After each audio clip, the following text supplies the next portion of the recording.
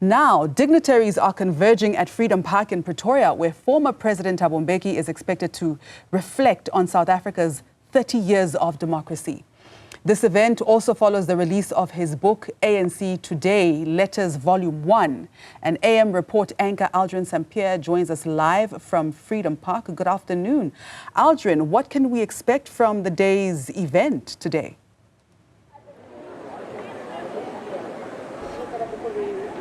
Well, good afternoon, Masichaba. Very important event that, of course, is going to reflect on the 30 years of democracy, and also considering that out of all of the ANC presidents ever, since the dawn of democracy, Thabo Mbeki was the only president that was able to achieve a two-thirds majority, and the ANC has never been able to do that again. But right now we're going to reflect on that. We speak to Dr. Oscar van Heerden, who is a senior researcher fellow for African diplomacy and leadership at the UJ. Dr. van Heerden, thank you so much for making time for us. I'm wondering that whether the president, or former president in this case, would be able to be honest enough on his reflection around where the country finds itself. I think if we know Thabo Mbeki, he's going to do exactly that. I think, there's need to talk about successes, of course, but I think throughout the speeches, and already you've seen him on the campaign trail in Soweto and elsewhere, and he's been reflecting about the challenges and the problems that's there, not only within the party, but also within the country. Yeah. And speaking about that two-thirds majority that the ANC was able to achieve when he was still the president of the ANC, I wonder also about the speech that he delivered when he was in Parliament, when he spoke about the two South Africas, the one that is black and the one that is white, the one that is rich and the one that is poor. And he says that there is actually a color attached to that level of inequality in this country. Unfortunately, that is still the reality. There are two narratives that exist even today as we go into this election. There is a narrative that talk about the very real problems that is being experienced by ordinary citizens around the triple challenges of unemployment, poverty and inequality. And of course a very big emphasis on crime and the fact that people don't feel safe. Women, femicide, rape, off the charts. These are the realities that we are facing as we go into this election. But at the same time, it's also about our freedoms, our rights, a Bill of Rights that is protecting us, institutions that are working, Chapter 9 and others. And of course, there has been some big milestones with regards to investment, infrastructure and housing and so forth, electricity, water. These are things that must be mentioned. But you have to be truthful to the people. It's an election period and empty promises is not what's going to cut it. Yeah. Speaking about the election, some people have even said that the stance, for instance, that the ANC has taken on an international stage may actually gain the country, gain the ANC some votes. But I wonder, how is the country being viewed internationally with the ANC government in place?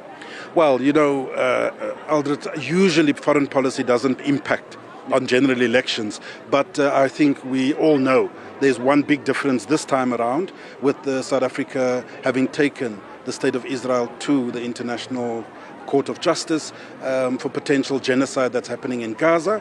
And I think that for not only Muslims, but progressive-minded across the color divide in South Africa, I think that is a big plus and a feather in the cap of the ANC and the government. So I think there will be some kudos that they can score from that. But as you say, the truth of the matter is that there are other important things.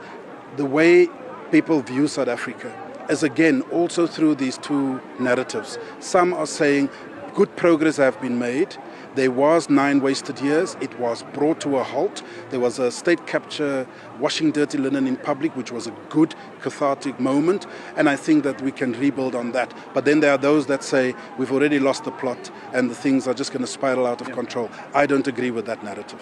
You speak about the ICJ matter. When that case was being presented before the ICJ, there was an emphasis that South Africa is the right country to reflect on this because of our history, which also speaks to the identity of South Africa. And I wonder, what is our identity as a country? Have we come to a place where we can say that here is a common identity, here's a common vision that we have for the country? Before 1994, we knew what it was, but what is it now?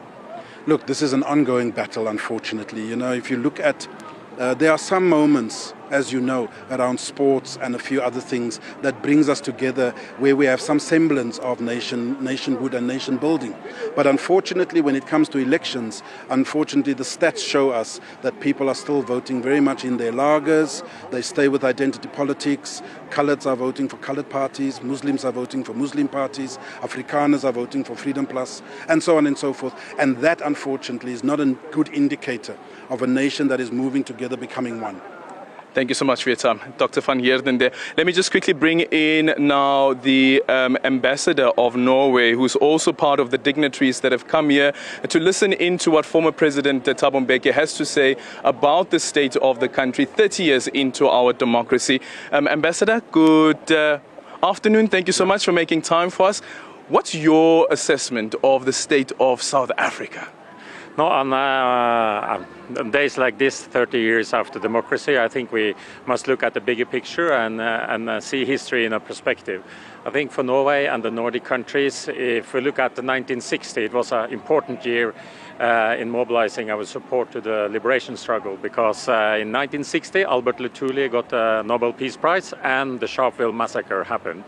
And I was at the Human Rights Day celebration with the President on Human Rights Day in Sharpeville, and it felt it's almost like emotional, because we have heard so much about the massacre in Sharpeville ever since you were a kid.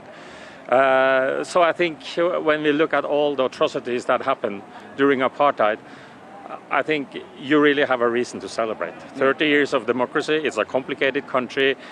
For sure, there are many challenges, but you have gotten quite well ahead. I mean, just look about the history. Yeah. So I think everybody should pause for 2 minutes and say, well, you have achieved quite a few things. Many challenges remain, but you should be happy that you are where you are today. Yep.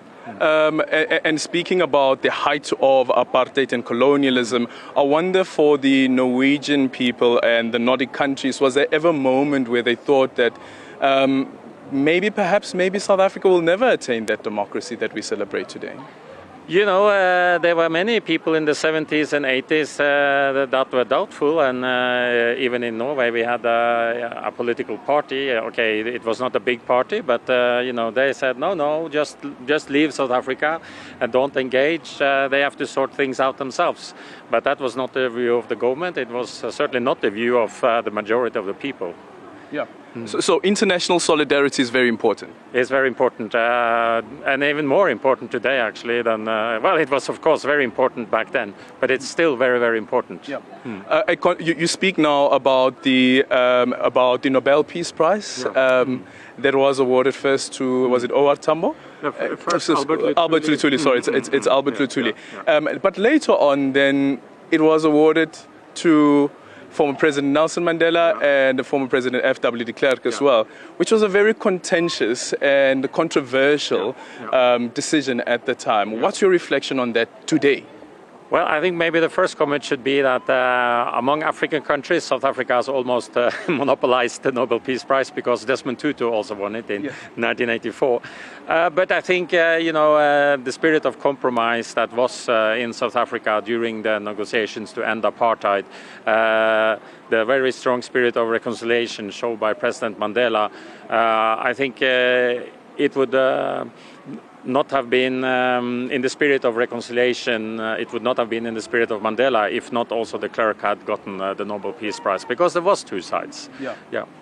Thank you so much for your time, Ambassador. That is the Ambassador of Norway, also part of the dignitaries that will be listening in, as I said, to what former President Thabo Mbeki has to say about the state of the country. Some people say that this may just come across as the State of the Nation address from former President Thabo Mbeki. And I really want to hear his reflections on the state of the country, especially when it comes to unemployment, inequality, as well as poverty. You can see behind me, we have some young children from, I don't know which particular school this is, but can you imagine that if we didn't have the type of democracy that we will be celebrating today, and the democracy that we'll be celebrating over the weekend as well, would you have these young children at places like this to come and celebrate our democracy? Say hi, come and say hi, come and say hi quickly to me. Come, sanibonani? Ninjani? Ngiyaphila. Bengicela ukuhijack abantwana nje ngespeed. Ninjani? Nibuya aphi? Mahlahle Primary School. Emahlahle Primary School. Nizoyenzani la? Sizo-enjoya. Nizo-enjoy. Ubani futhi omunye ufuna ukutshela ukuthi uzoyenzani la? Ukuphi omunye ufuna ukutshela? So ungasabi. Come, tell me what brings you here. We are here to learn about freedom and culture and culture and how democracy, how democracy came in South Africa. Yeah. How democracy came to our country. Because if it wasn't for democracy, you guys wouldn't be here. So do celebrate and reflect on what the former president has to say. Good luck. Enjoy. Well, there you have the babies as well, Masichaba, who are part of today's event. Love the babies. Thank you. Uncle Aldrin, for bringing us that report from Pretoria, of course, where he's been with delegates who are reflecting critically on the state of South Africa. That was beautiful to see. Not only are they there to learn about culture and heritage, they're there to enjoyani. Because guess what? Our parents and grandparents fought for this freedom.